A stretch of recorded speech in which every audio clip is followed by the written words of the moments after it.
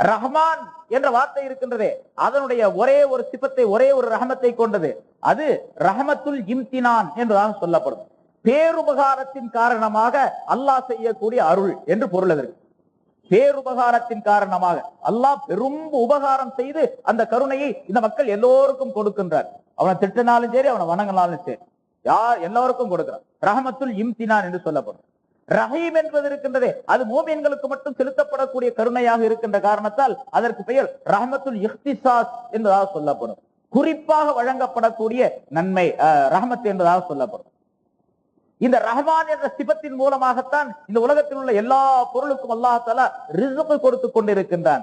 அந்த ரஹ்மானுடைய சிபத்தின் காரணம் அர் ராஸிகு ஃபித் துன்யா, உலகத்திலே எல்லா பொருள்களுக்கும் ரிஸ்க் கொடுக்கக்கூடியவர்.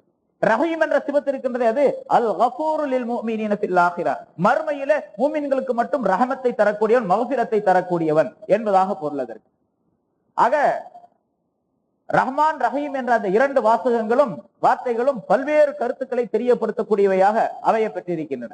ஸல்லல்லாஹு அலைஹி வஸல்லம் அவர்கள் துஆ கேட்கும் பொழுதும் கூட ரஹ்மானத் துன்யா வல் ஆখিরা என்று கேட்கின்றார்கள். ஒரு துஆவில அல்லாஹும்ம ரஹ்மானத் துன்யா வல் ஆখিরা வ ரஹீமஹுமா, ரெண்டு உலகத்திற்குமே அந்த ரஹ்மான் என்பதும் ரஹீம் என்பதும் ரெண்டுமே உலகத்திலும் இருக்குது, ஆகிரத்திலும் இருக்குது. ஆனால் இந்த ரஹீம் என்பது மூமின்களுக்கு மட்டும் சொந்தம், ரஹ்மான் என்பது எல்லோருக்கும் சொந்தம் என்ற காரணத்தினால் ஸல்லல்லாஹு அலைஹி வஸல்லம் துஆ கேட்கும் பொழுது அல்லாஹும்ம ரஹ்மானத் துன்யா வல் ஆখিরা, உலகத்தின் மறு உலகத்தின் ரஹ்மான் ஆகிய அல்லாவே, அந்த இரண்டு உலகத்தின் ரஹீமாக இருக்கக்கூடியவனே, துன்யாவுடைய ரஹ்மானாக இருக்கக்கூடியவனே, ஆகிரத்துடைய ரஹ்மானாக இருக்கக்கூடியவனே, இந்த இரண்டு உலகத்தினுடைய ரஹீமாக இருக்கக்கூடியவனே, உன்னுடைய ரஹமத்தை தவிர வேறு எந்த ரஹமத்தும் இல்லாத அளவுக்கு எனக்கு நீ ரஹமத்து செய்வாயாக அப்படின்னு வரும். ரஹ்மான் என்பது பல்வேறு கருத்துக்களை தெரியப்படுத்துகின்றது. ரஹ்மான் எப்படிப்பட்டவன் என்று சொன்னால் கேட்டால் கொடுப்பான், இதா சஅல ஆதா, கேட்டால் கொடுப்பான், அப்படிப்பட்ட தன்மை உள்ளவன் ரஹ்மான், கேட்டுக்கொண்டே இருக்கவே. ரஹீம் என்ற தன்மை உடையவனாக அவன் இருக்கின்ற காரணத்தால் கேட்காவிட்டால் கோபிப்பான். ஸல்லல்லாஹு அலைஹி வஸல்லம் அவர்கள் சொல்லி காட்டுகின்றார்கள், அடியார்களிடத்தில் கேட்டால் கோபிப்பார்கள், அல்லாஹ்விடத்தில் கேட்காவிட்டால் கோபிப்பான் அவன். அல்லாஹ் அப்படிப்பட்ட அல்லாஹ் என்று அல்லாஹ்வை பற்றி ரசூலுல்லாஹி ஸல்லல்லாஹு அலைஹி வஸல்லம் தெரியப்படுத்துகின்றார். ஒரு மனிதனிடத்துல அவர் எவ்வளவு பெரிய கொடை வள்ளலாக இருந்தாலும் சரி, ஒரு தடவை கேட்டா கொடுப்பாரு, பெரிய வள்ளல் தன்மை உடையவர் அவர். திரும்பி திரும்பி கேட்கும் பொழுது கோபப்படுவார். அவர் எவ்வளவு பெரிய மனிதனாக இருந்தாலும் சரி, எவ்வளவு பெரிய தாராள மனப்பான்மை உடையவனாக இருந்தாலும் சரி, கொஞ்சம் கற்பனை பண்ணி பாருங்க. எவ்வளவு தாராள மனப்பான்மை உள்ளவனா இருந்தாலும் ஏதோ ஒரு தடவை, 4 தடவை, 10 தடவை, 20 தடவை கேட்கலாம். அதுக்கு மேல கேட்டா கோபம் வரும். நம்ம எத்தனை தடவை கேட்கிறோம், ரப்பனா ஆத்தினா ஃபித் துன்யா அப்படின்னு சொல்லிட்டு, எனக்கு உலகத்துல கூட ஆகிரத்துல நல்லது கூட அப்படின்னு சொல்லி கேட்டுக்கிட்டே இருக்கிறோம். நமக்கு வேண்டியதெல்லாம் ஒவ்வொரு நேரம் கேட்கிறோம். அதுவும் கேட்கும் போதும் கூட சில நேரங்கள்ல கொஞ்சம் அதிகப்படியான தேவையா இருந்தா 2-3 தடவை கேட்கறது. ஒரே வார்த்தையை, ஒரே விஷயத்தை 2-3 தடவை கேட்கிறோம். யாரெல்லாம் எனக்கு வயிற்று வலிக்குது நல்லாக்கி போடு, யாரெல்லாம் எனக்கு வயிற்று வலிக்குது நல்லாக்கிடு, வயிற்று வலிக்குது நல்லாக்கி. ஒவ்வொரு நாளும் கேட்கிறோம், ஒவ்வொரு நேரமும் கேட்கிறோம். என்னால சும்மா கேட்டுக்கிட்டே இருக்க போல அவனுக்கு வயிற்று வலி நல்லாக்க முடியாது என்று அல்லாஹ் சொல்லுவானா? கேட்காவிட்டால் தான் கோபிப்பான். ஏன்னா அல்லாஹ் தஆலா தன்னிடத்திலே அடியார்கள் கையேந்துவதை விரும்புகிறார். எப்ப அல்லாஹ் தஆலா இடத்துல மனிதன் கையேந்தி விட்டானா சரணடைந்து விட்டான் அப்படின்னு அர்த்தம்.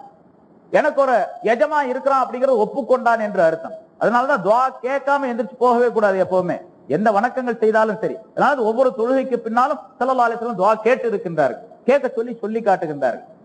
அது எப்படி கூட்டாக துஆ கேட்டாலும் சரி, தனிமையாக துஆ கேட்டாலும் சரி, கூட்டாக துஆ கேட்பது இருக்கின்றது, அது இன்னும் வலிமை உடையது.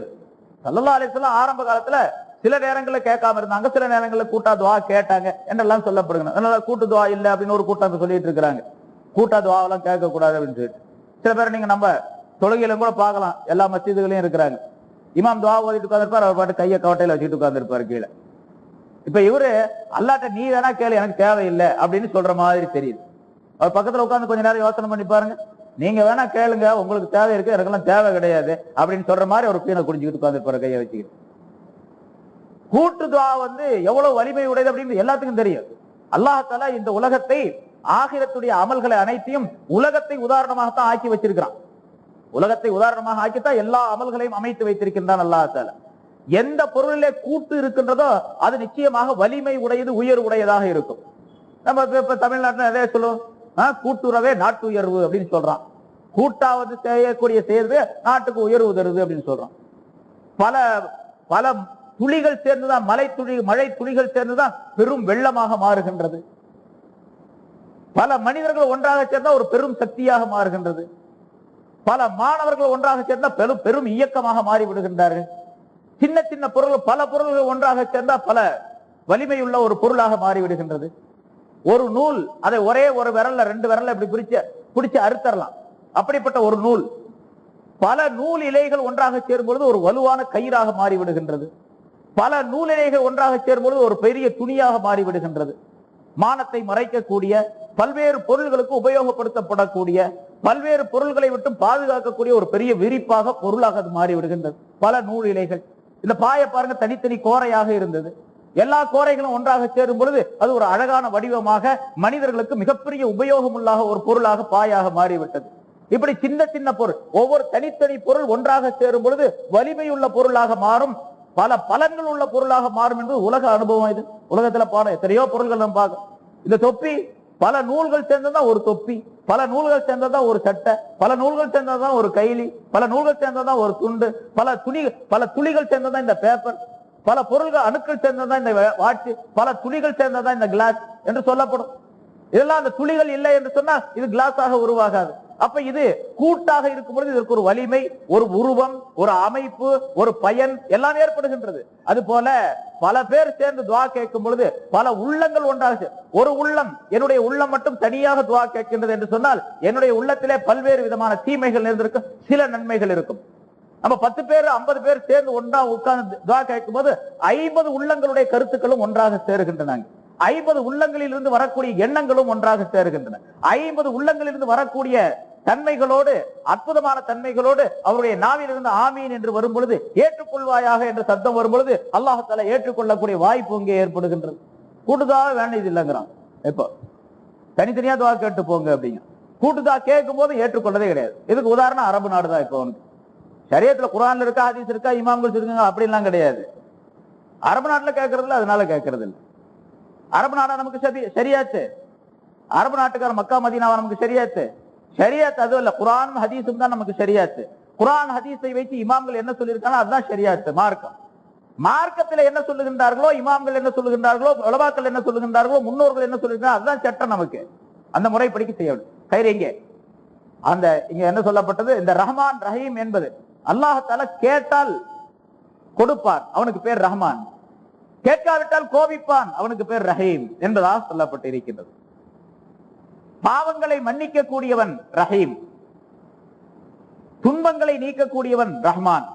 ரஹ்மான் என்பவன் துன்பங்களை நீக்கக்கூடியவன், ரஹீம் என்பவன் பாவங்களை மன்னிக்க கூடியவன்.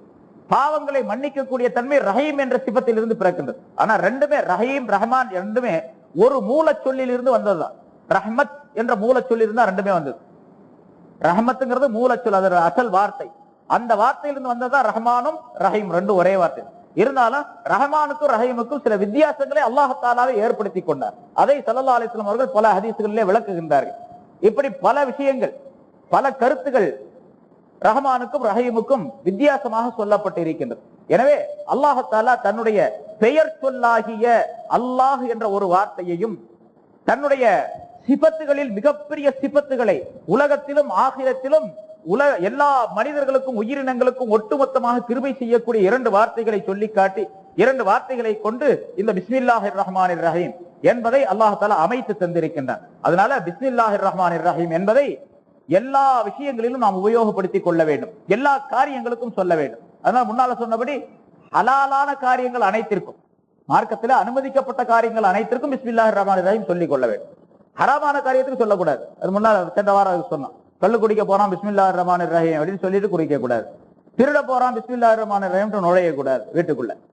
இப்படி எல்லாம் ஹராமான காரியங்களுக்கு உபயோகப்படுத்தப்படக்கூடாது. ஹலாலான காரியங்கள் அனைத்திற்கும் அதனை உபயோகிக்க வேண்டும். பிறகு பிஸ்மில்லாஹிர் ரஹ்மானிர் ரஹீம் என்பதை சொல்றது மட்டுமல்ல, எழுதும் போதும் கூட நம்ம லெட்டர் எழுதணும் அல்லது ஏதாச்சும் ஒரு குறிப்பு எழுதி வைக்க போறோம் புத்தகத்துல, அதுல பிஸ்மில்லாஹிர் ரஹ்மானிர் ரஹீம் என்பதை எழுதி அந்த குறிப்பை எழுதி வைக்கணும். அதே மாதிரி லெட்டர் எழுதுறதுலையும் பிஸ்மில்லாஹிர் ரஹ்மானிர் ரஹீம் என்பதை எழுதி கொள்ள வேண்டும். அது வேறு எந்த மொழியிலும் எழுதுறது இந்த நன்மையை தராது, இந்த பலன்களை தராது. அரபியில் எழுதினா தான் அந்த பலன்கள் உண்டு, அதையும் நம்ம கவனத்தில் வைக்க வேண்டும். சும்மா தமிழ்ல பிஸ்மில்லான்னு போட்டு எழுதுறோம், அரபியில பிஸ்மில்லான்னு எழுதினா என்ன நன்மை கிடைக்குமா